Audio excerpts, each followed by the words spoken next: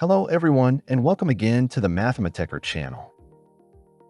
Our today's video is about inflection point and its graphical representation.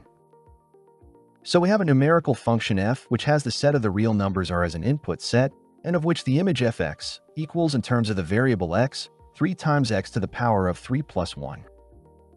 We're asked to determine the coordinates of its point of inflection.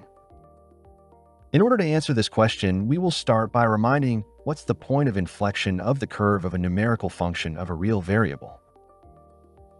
So according to its definition, if we have a function f which is derivable twice on an interval that we note capital I, and the second derivative of f second of x equals 0, and an abscissa that we note x0 of the interval capital I, and moreover the second derivative of the function f second changes its sign in the neighborhood of the abscissa x0.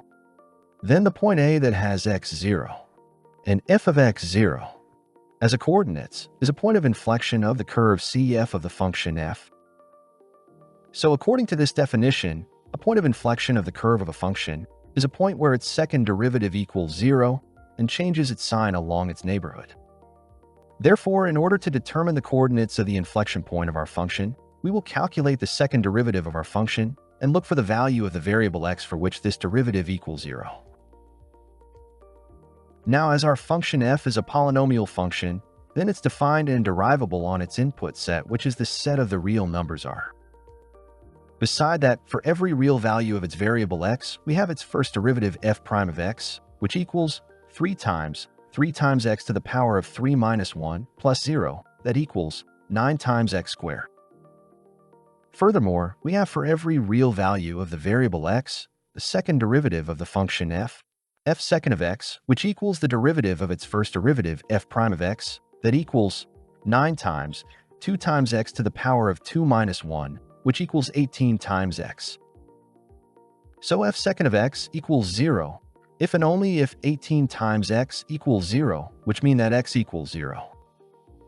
Now, as the expression 18 times x, which is strictly negative for the negative values of x, and strictly positive for its positive values, changes its sign at the neighborhood of 0, then we can deduce that the abscissa x equals 0 and its image f of 0, which obviously equals 1, represent the coordinates of an inflection point that we note A in the curve CF of our function f. And this is shown in the appearing graphical representation, where the curve of our function f crosses its tangent at the point A of the coordinate 0 and 1. As always, thanks for watching the video. We hope it was instructive. Give it a thumbs up and share it.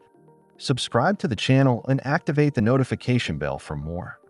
And until the next video, we wish you the best.